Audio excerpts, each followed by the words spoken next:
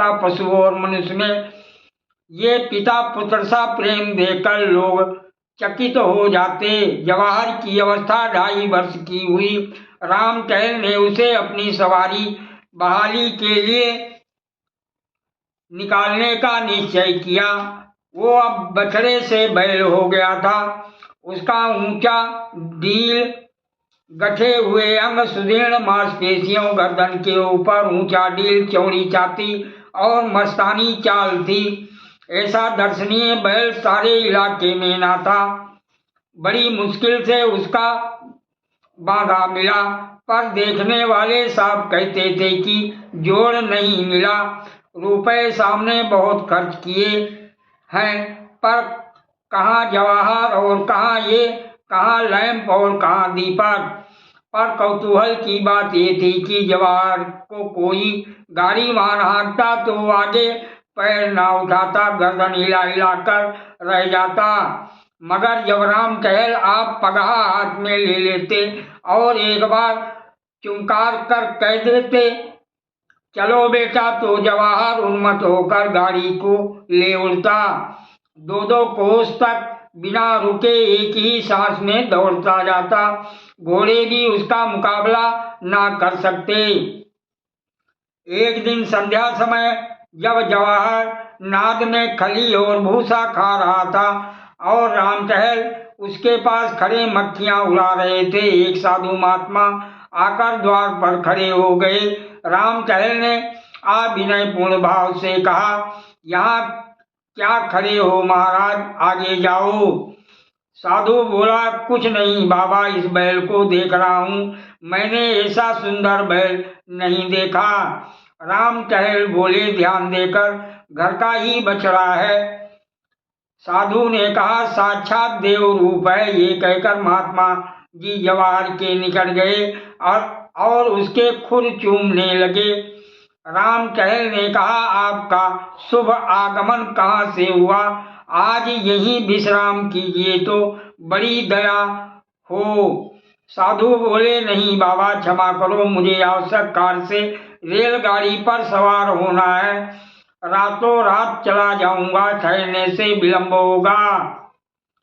राम टहल बोले, तो फिर और कभी दर्शन होंगे? साधु ने कहा, हाँ, तीर्थ यात्रा से 3 वर्ष में लौटकर इधर से फिर जाना होगा, तब आपकी इच्छा होगी तो ठहर जाऊंगा। आप बड़े भाग्यशाली पुरुष हैं कि आपको ऐसे देवरूप नंदी की सेवा का अवसर मिल रहा है।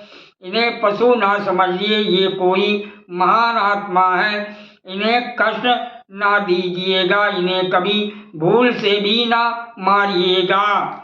ये कहकर साधु ने फिर जवाहर के चरणों पर शीश नवाया और चले गए।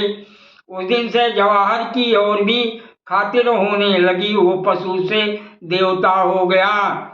राम टहल उसे पहले रसोई के सब पदार्थ खिलाकर तब आप भोजन करते, प्रातः काल उठकर उसके दर्शन करते, यहाँ तक कि वो उसे अपनी बहेली में भी ना जोतना चाहते। लेकिन जब उनको कहीं जाना होता और बहेली बाहर निकाली जाती तो जवाहर उसमें जुतने के लिए इतना अधीर और उत्कंठित हो जाता, सिर हिला हिलाकर इस तरह अपनी उत्सुकता प्रकट करता कि राम टहल को विवश होकर उसे जोतना पड़ता।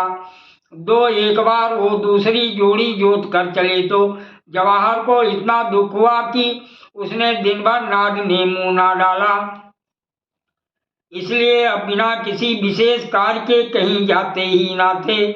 उनकी श्रद्धा देखकर गांव के अन्य लोगों ने भी जवाहर को अब ग्रास देना शुरू किया। सुबह उसके दर्शन करने तो प्रायः सभी आ जाते थे।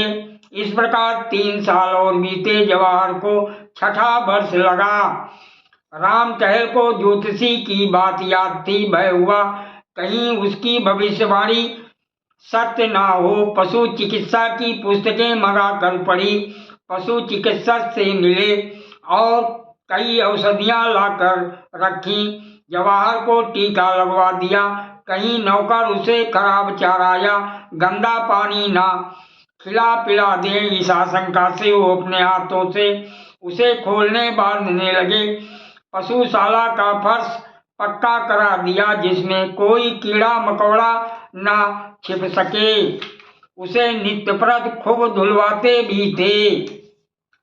संध्या हो गई थी। राम टहल नाद के पास खड़े जवाहर को खिला रहे थे कि इतने में सहसा वही साधु महात्मा आ निकले जिन्होंने आज से 3 वर्ष पहले दर्शन दिए थे। राम टहल ने उन्हें देखते ही पहचान गए। जाकर दंडवत की कुशल समाचार पूछे और उनके भोजन का प्रबंध करने लगे। इतने में अकस्मात जवाहर ने जोर से डकार ली और धम से भूमि पर गिर पड़ा। राम टहल दौड़े हुए उसके पास आए। उसकी आंखें पथरा रही थीं। पहले एक स्नेहपूर्ण दृष्टि उन पर डाली और चित्त हो गया। राम टहल घबराए हुए घर से दवाइयां लाने दौड़े। कुछ समझ में न आया कि खड़े खड़े इसे क्या हो गया। जब वो घर से दवाइयां लेकर निकले तब जवाहर का अंत हो चुका था। राम टहल शायद अपने छोटे भाई की मृत्यु पर भी इतने शोकातुर न हुए थे। वो बार बार लोगों के रोकने पर भी दौड़ दौड़ कर जवाहर के शव के पास जाते और उससे लिपट कर रोते। रात उन्होंने रो रो कर काटी। उसकी सूरत आंखों से न उतरती थी। रह रहकर हृदय में एक वेदना सी होती और शोक से विह्वल हो जाते। प्रातःकाल लाश उठाई गई किंतु राम टहल ने गांव की प्रथा के अनुसार उसे चमारों के हवाले नहीं किया। यथा विधि उसकी दाह क्रिया की। स्वयं आग लगा दी। शास्त्रानुसार सब संस्कार किए। 13वें दिन गांव के ब्राह्मणों को भोजन कराया गया। उक्त साधु महात्मा को उन्होंने अब तक नहीं जाने दिया था। उनकी शांति देने वाली बातों से राम टहल को बड़ी सांत्वना मिलती थी।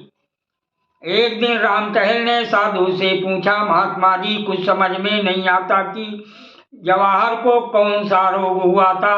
जोशी जी उसके जन्म पत्र में लिखा था कि उसका 6ठा साल अच्छा ना होगा, लेकिन मैंने इस तरह किसी जानवर को मरते नहीं देखा। आप तो जोगी हैं, ये रहस्य कुछ आपकी समझ में आता है क्या? साधु जी ने कहा, हाँ कुछ थोड़ा थोड़ा समझता हूँ। राम टहल कुछ मुझे भी बताइए, चित्त को धैर्य नहीं आता। साधु जी ने कहा, वो उस जन्म का कोई साचरित्र साधु भक्त परोपकारी जीव था। उसने अपनी सारी संपत्ति धर्म कार्यों में उड़ा दी थी। आपके संबंधियों में ऐसा कोई सज्जन था क्या? राम टहल ने कहा, हाँ महाराज जी था। साधु बोले, उसने तुम्हें धोखा दिया, तुमसे विश्वासघात किया। तुमने उसे अपना कोई काम सौंपा था।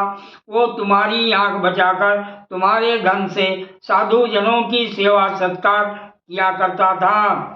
राम टहल मुझे उस पर इतना संदेह नहीं होता। वो इतना सरल प्रकृति, इतना साचरित्र मनुष्य था कि बेईमानी करने का उसे कभी ध्यान भी नहीं आ सकता था। साधु जी ने कहा, लेकिन उसने विश्वासघात अवश्य किया, अपने स्वार्थ के लिए नहीं, अतिथि सत्कार के लिए सही, पर था वो विश्वासघाती।